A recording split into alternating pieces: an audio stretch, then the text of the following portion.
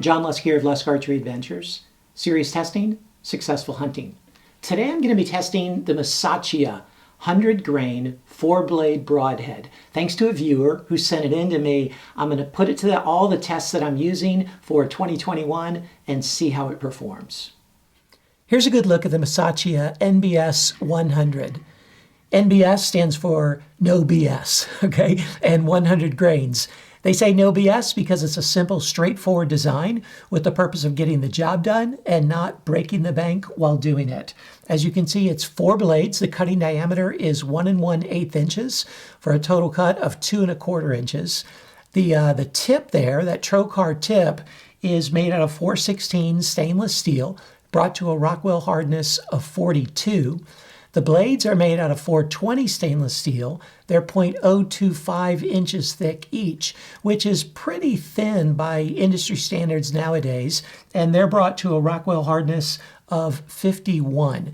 And the blade angle of penetration there is 31.5 degrees. The ferrule is coated with an anodized coating designed to protect it from oxidization, and it's aluminum. It's 7075 T6 aluminum.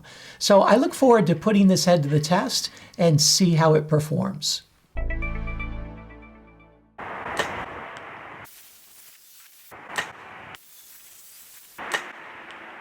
Here's the grouping. You can see the one at the bottom was my field point. That was the first shot. I dropped my bow arm just a little bit on the release, and you can see the 2 broadheads just to the left of center there, grouping together very well.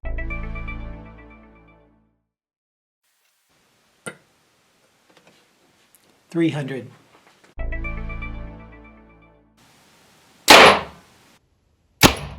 It penetrated 6 1/2 inches. 400. The Mussachia penetrated through 56 layers.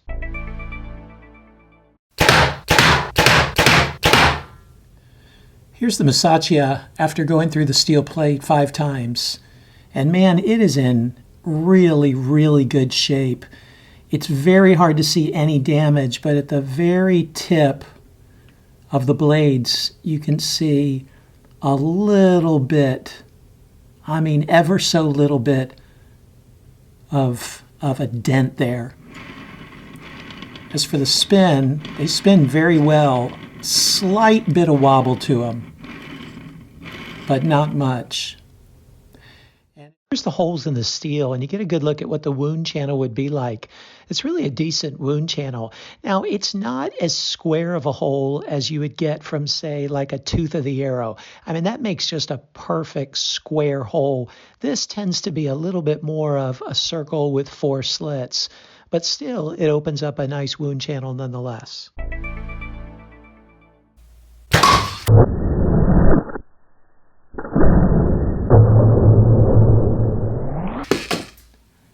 So here's the head after it impacted the concrete. And you can see that the main part of the broadhead held together decently. The steel tip held together very well. But you see the downside of an aluminum ferrule because the threads in the aluminum ferrule just stripped right out because of that impact. And the ferrule itself bent a little bit as well. So what do you think of the Mussachia? I don't even know if I'm pronouncing that right, but I got to tell you, it exceeded my expectations for sure. I didn't know what to expect. I'd heard some good things about it, but it was much more durable and penetrated better and flew better than I really had anticipated, than a lot of other 4-blade heads have done.